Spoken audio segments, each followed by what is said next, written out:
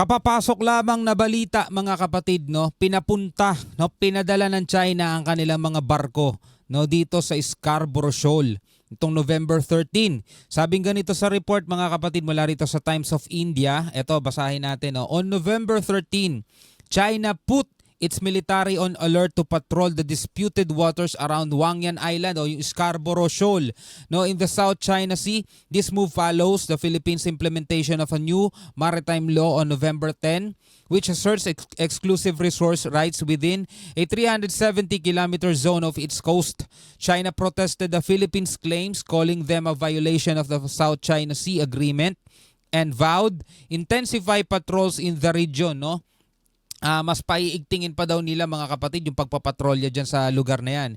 In response, pinatawag mga tol ng Pilipinas of the Philippines summoned China's ambassador denouncing Beijing's actions as an infringement on Philippine sovereignty.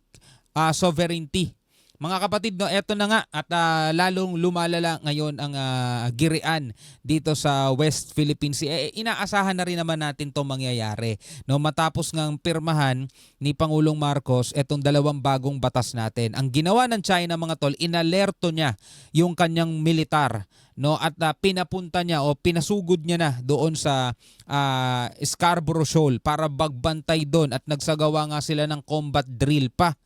Mga tol, combat drill ginawa nila, no? Panoorin natin to mula sa Times of India. China versus Philippines over South China Sea.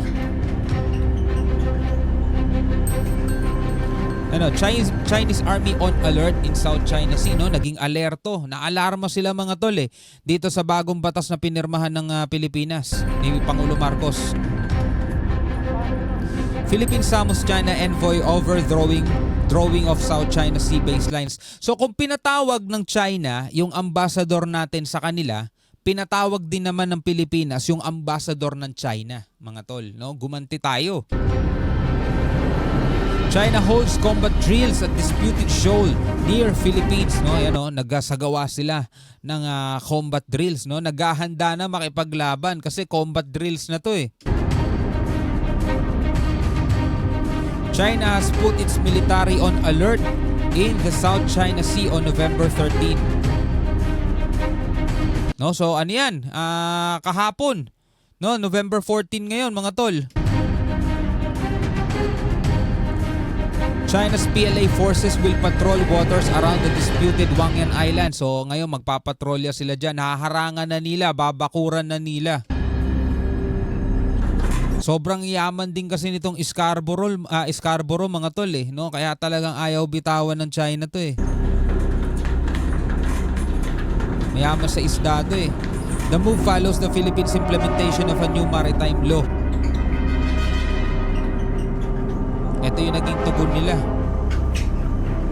On November 10, China protested the Philippines' claim on of exclusive resource rights. No, yung tayo lang ang may karapatan kumuha ng mga yamang dagat o likas na yaman diyan sa karagatan na yan. Naalarma yung China kasi ang laki ng mawawala sa kanila mga tol Diba? Toneladang isda ang nahuhuli nila rito mga tol. Yung iba nga ibinebenta pa sa atin Biruin mo mga huling isda galing mismo sa karagatan natin. Kumbaga parang ganito, may bakuran ka. Marami kang puno na namumunga. Tapos pipitasin ng kapitbahay mo. Tapos ibebenta sa'yo. O diba? Ang tindi nun.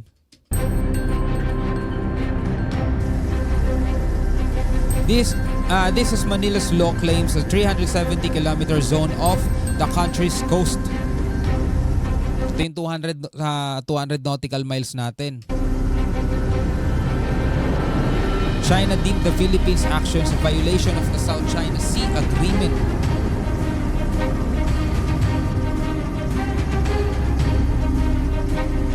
China promised to intensify patrols around the disputed Wangyan Shoal. Yun nga, no?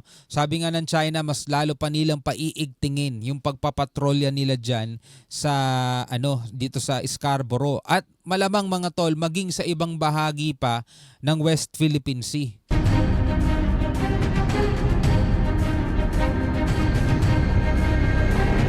It held sea and air combat drills at disputed Scarborough Shoal. So nagsagawa sila mga tol ng air himpapawid at saka ng sea. Combat drills. Uninhabited area, it had ceased from the Philippines in the South China Sea. On Sunday, China published new baselines for the shoal including geographic coordinates. Yun nga, no, after maglabas ng Pilipinas ng bagong batas, November 10 yun, November 12 ata, no, November 12 o basta 2 days after nun, mga kapatid, o ilang araw matapos nun, is naglabas naman sila ng baselines nila dito sa Scarborough Shoal na hindi kinilala ng Pilipinas o binasura ng Pilipinas dahil yon ay labag sa UNCLOS na pirmado rin naman ng China. Labag din yon mga tol sa international law. Lahat naman ang nilalabas nito mga tol, puro invento lang din nila. Kahit nga yung 10 dash line nila, dati 9 dash line lang yun. Natrepan nilang gawing 10, ginawa nilang 10. Walang pasabi-sabi, di ba? Philippines Foreign Ministry summoned China's ambassador to protest Beijing's drawing. The said baselines infringe upon Philippine sovereignty, the ministry said in a statement, no? So, mahilig kasi talaga sa drawing tong China. The South China Sea had been a source of territorial disputes for decades.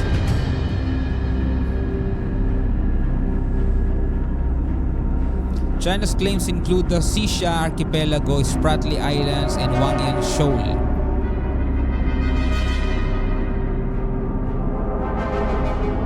The Philippines, Vietnam, Malaysia, and Brunei also claim territory in the region.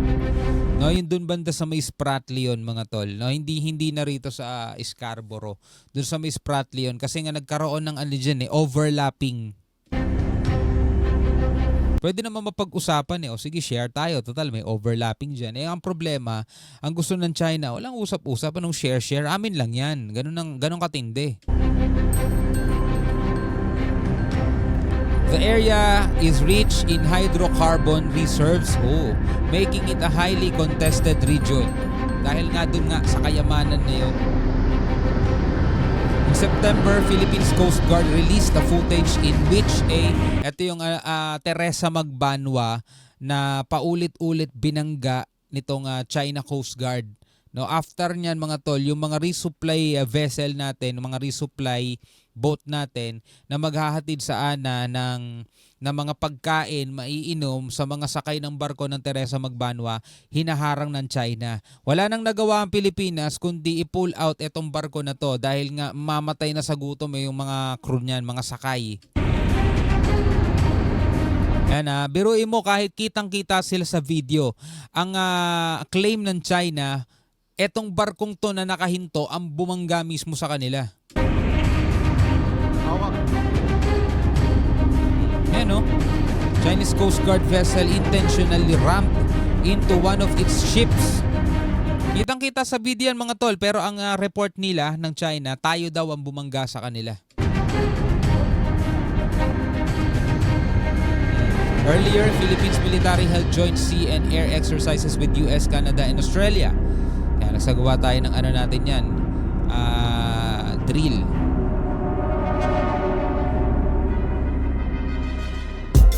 No? Kitang-kita natin mga tol kung ano yung mga nangyayari dito sa West Philippine Sea. No, at etong West Philippine Sea, alam din naman natin kung gaano yan kayaman sa mga likas na yaman na dapat Pilipinas ang nakikinabang dahil ayon nga sa batas.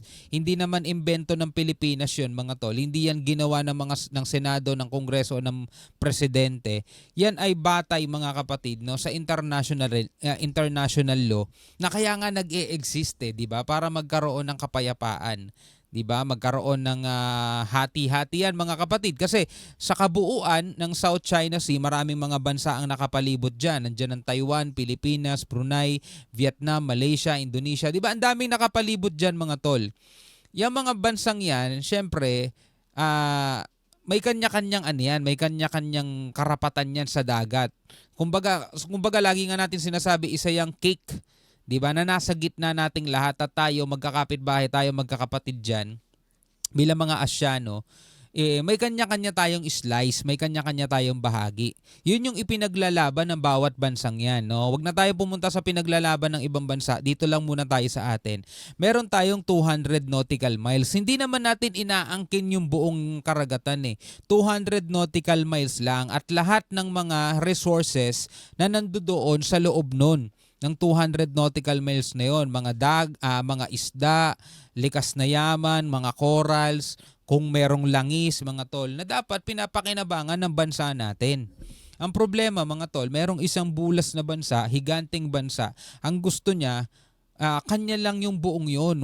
Walang bahagi ang Vietnam, Malaysia, Brunei, Pilipinas, Taiwan. Wala tayong bahagi dyan. Ang gusto nila, kanila lang.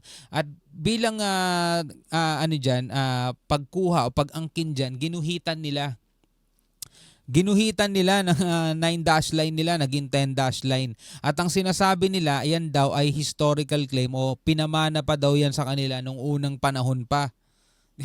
Nung unang panahon pa, lagi nga natin ine-example, di ba? Ikaw, meron kang bahay, may lupa ka, may titulo ka na inaprubahan ng gobyerno, nagbabayad ka ng buwis, for example. Kasi may titulo ka eh. Bigla may pupunta na lang sa bahay mo, sasabihin yung lupang kinatitirikan ng bahay nyo, amin yan, pinamana pa sa amin yan ng mga ninuno namin panahon pa ni Rizal. Diba? Tapos papakitaan ka niya ng notebook, sulat, libro, o eto, historical claim namin. Asan ang titulo mo na sinasabi ng batas na sa'yo to? Wala. Historical claim lang. Pwede ba yun? Anyway, bilang isang Pilipino, ano masasabi mo dyan? Comment ka na lamang sa ibaba. Hanggang sa muli, ako nga pala si Shobaldi. Peace out.